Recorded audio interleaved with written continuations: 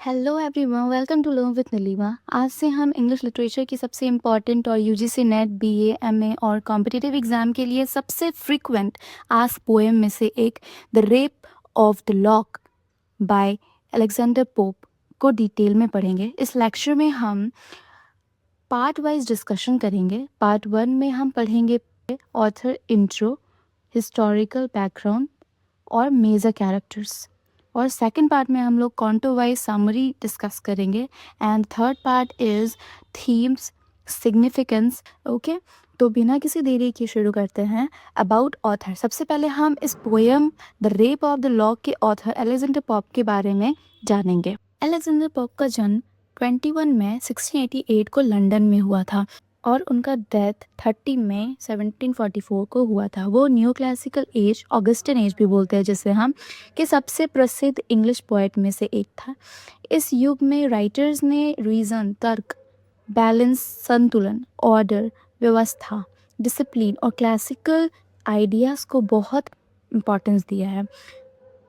Alexander Pope को master of heroic couplet भी कहा जाता है क्योंकि उन्होंने हीरोइक कपलेट का बहुत ही इफ़ेक्टिव और ब्यूटीफुल यूज़ किया। हीरोइक कपलेट 2 लाइन का एक रिदमिक पेयर होता है जो आमतौर पर आयम्बिक पेंटामीटर में लिखा जाता है। अब सवाल आता है कि अलेक्जेंडर पोप ने the rape of the lock लिखी ही क्यों? इस पोएम के पीछे एक रियल लाइफ इंसिडेंट था। 18th सेंचुरी के इंग्लैंड में 2 समृद्ध कैथोलिक परिवार थे, Arabella farmer and Lord Peter के परिवार। दोनों परिवार के बीच अच्छे संबंध थे। एक सोशल गैदरिंग के दौरान लॉर्ड पीटर ने मजाक में एराबेला फॉर्मर के बालों का एक लॉक, मतलब एक लट, बिना उनकी परमिशन के काट दिया।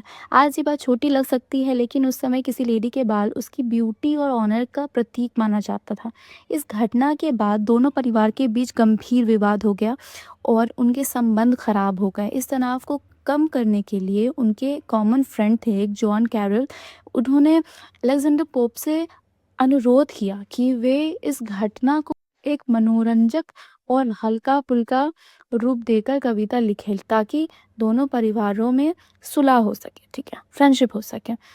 पोप ने इस घटना को सीधे सीधे नहीं लिखा, उन्होंने इसे एक मोक एपिक के रूप में दिया, जहां एक छोटी सी सोशल इंसिडेंट को महान एपिक की तरह दिखाया गया। इसके थ्रू उन्होंने सिर्फ इस घटना पर ही नहीं बल्कि 18th सेंचुरी के अपर क्लास सोसाइटी के दिखावा, वैनिटी, फैशन और सुपरफिशियल लाइफस्टाइल पर भी व्यंग किया है। इस पोएम का पहला वर्जन 1712 में पब्लिश हुआ था, जिसमें 2 कैंटोस थे, ठीक है। पोप ने इसे रिवाइज करते 5 कॉन्टोस का फाइनल वर्जन 1714 में पब्लिश किया था। इसी वर्जन में सिल्क और अन्य सुपरनैचुरल कैरेक्टर्स को ऐड किया गया था, जिससे पोएम को एक कंप्लीट मोक एपिक बनाया गया। अब हम पोएम के इम्पॉर्टेंट कैरेक्टर्स को समझेंगे जो यूजीसी नेट के लिए बहुत इम्पॉर्टेंट रोल प्ले करते हैं। फर्स्ट, ब्लिंडा। ब्लिंडा जो है इस पोएम की मेन हीरोइन है। वो एक सुंदर, फैशनेबल और अपर क्लास यंग लेडी है। अपनी ब्यूटी और अपीयरेंस पर उसे बहुत गर्व है। पोएम में ब्लिंडा सिर्फ एक कैरेक्टर नहीं बल्कि 18th सेंचुरी की फैशनेबल एरिस्टोक्रेटिक वुमेन का रिप्रेजेंटेशन कर रही है। रियल लाइफ में ब्लिंडा का कैरेक्टर एराबेला फॉर्मर से लिया गया है, ठीक है। फिर सेकेंड आता है the baron. The baron poem का मेल कैरेक्टर है जो ब्लिंडा के बालों का एक लॉक चुरा लेता है। उसका उद्देश्य ब्लिंडा को अपमानित करना नहीं बल्कि उसके सुंदर बालों को ट्रॉफी की तरह पाना होता है।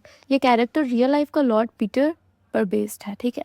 Third, aerial. एरियल सिल्फ का लीडर है। सिल्फ हवा के सुपरनैचुरल स्पिरिट होते हैं जो सुंदर लड़कियों की ब्यूटी और रेपुटेशन की रक्षा करता है, ठीक है। एरियल ब्लिंडा को आने वाले खतरे के बारे में चेतावनी देता है और बचाने की कोशिश करता है, लेकिन जब उसे महसूस होता है कि ब्लिंडा के दिल में रोमांटिक फीलिंग आ गई है, तब वो उसे छोड़ देता है क्योंकि सिर्फ इंसान के दिल पर कंट्रोल नहीं कर सकता है, ठीक है। फिर अम्ब्रियल। अम्ब्रियल एक नोम है। नोम धरती से जुड़े सुपरनैचुरल स्पिरिट होता है। अम्ब्रियल ब्लिंडा की मदद नहीं करता बल्कि वो उसके दुख, गुस्सा और इमोशनल डिस्टर्बेंस को और बढ़ा देता है। फिफ्थ है क्लैरिसा। क्लैरिसा वही लेडी है जो बैरन को सीजर देती है। जिससे ब्लिंडा के बाल काटे जाते हैं। पोएम के अंत में क्लैरिसा एक इम्पॉर्टेंट स्पीच देती है जिसमें वो कहती है कि ब्यूटी टेम्पररी है लेकिन गुड सेंस और गुड कैरेक्टर हमेशा ज़्यादा इम्पोर्टेंस होते हैं। सिक्स्थ है थैलेस्ट्रिस। थैलेस्ट्रिस ब्लिंडा की दोस्त है। जब ब्लिंडा के बाल काट दिए जाते हैं तब थैलेस्ट्रिस सबसे ज़्यादा गुस्सा होती है और ब्लिंडा को बैरन के खिलाफ बदला लेने के लिए मोटिवेट करती है। सर प्लम एक फैशनेबल जेंटलमैन है। ब्लिंडा के कहने पर वो बैरन से लॉक वापस मांगने की कोशिश करते हैं लेकिन उसकी बातें ज़्यादा प्रभावशाली नहीं होती है। पोप ने इस कैरेक्टर के थ्रू अपर क्लास जेंटलमैन की सुपरफिशियल पर्सनैलिटी पर सटायर किया है। तो अब हमने ऑथर के बारे में जाना, पोएम का हिस्टोरिकल बैकग्राउंड समझा और इम्पोर्टेंट कैरेक्टर से भी फैमिलियर हो गए हैं। अब हमारे पास पोएम को समझने के लिए एक स्ट्रॉन्ग बेस है। आज के लिए बस इतना है। नेक्स्ट वीडियो में हम लोग कैंटो वाइज समरी करेंगे। तो नेक्स्ट वीडियो में मिलते हैं, तब तक के लिए बाय बाय।